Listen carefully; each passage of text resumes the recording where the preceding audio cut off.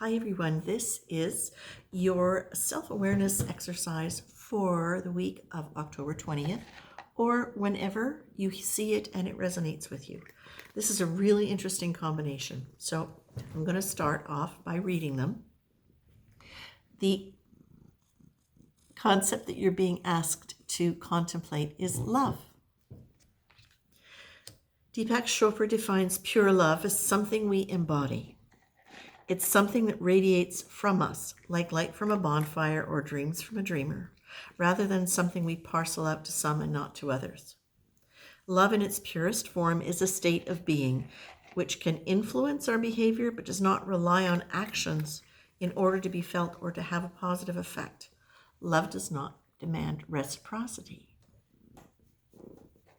Now, the energy, hey, slow down, mama. The energy that you're being asked to embrace and embody is prayerfully. But now listen to the options on here. This can mean actively praying or invoking the support of a divine presence. Alternatively, it can mean letting your mind and actions reflect an attitude of acceptance of, or at least the possibility of, a higher power which is there to guide you.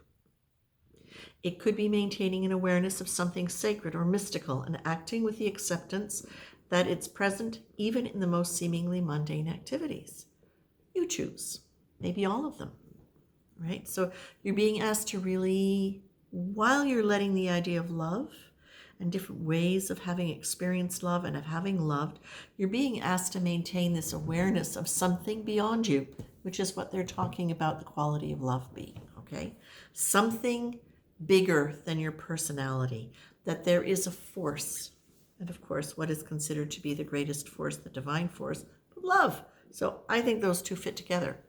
But even better, when you get to the actual activity you're being asked to apply in your daily life, it is, but do I want to? Every time you say, I can't, your body and mind contract.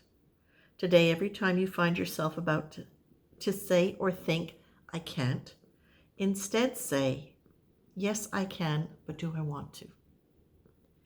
Notice the difference in your posture and breathing when you choose the second response.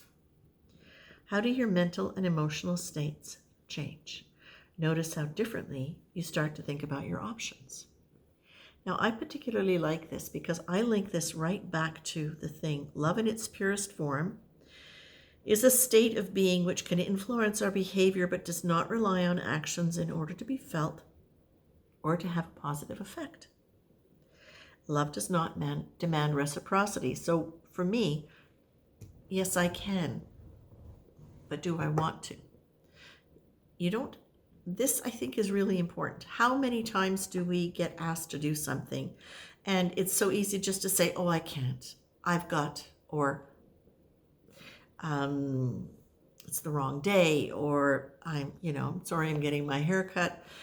How many times do you actually just check in with yourself before you answer and say, yes, I actually can, but do I want to?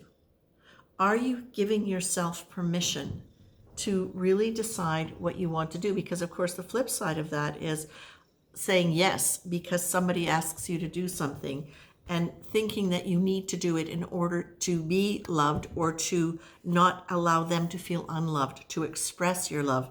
Can you be confident in whatever relationship you've got with this person or situation where you can just honestly say, even if it's just within yourself, yes, I can do that, but I don't want to. It's not a matter of saying I can't, because that actually kind of sounds powerless, especially if it's not true. I mean, if it is true, well, the reality is there's very few things we can't change around in order to accommodate something, and sometimes a lot of people will. But I find what's really pertinent about this is it allows you to check back in with being in that prayerful state, that sacred state, reminding yourself that there is divine presence and that the love emanating from you is a divine presence. And in that state, are you able to set boundaries for yourself where you say, where you check in and say, do I want to? Or am I saying yes just because it's expected? Or am I making an excuse saying I can't because I don't feel like I am strong enough, worthy enough, lovable enough that I can just say, I don't want to. You know, really don't want to. So instead you say, I can't. So I would say look at these situations, especially in situations where love is a factor. And when I say love, I mean relationships where you're expected to experience love. Family, lovers, partners, children, siblings, dear friends, any of these things where we can get into a, let's say, a romanticized version or a stereotypical image of what that love is supposed to look like and what the rules are around that.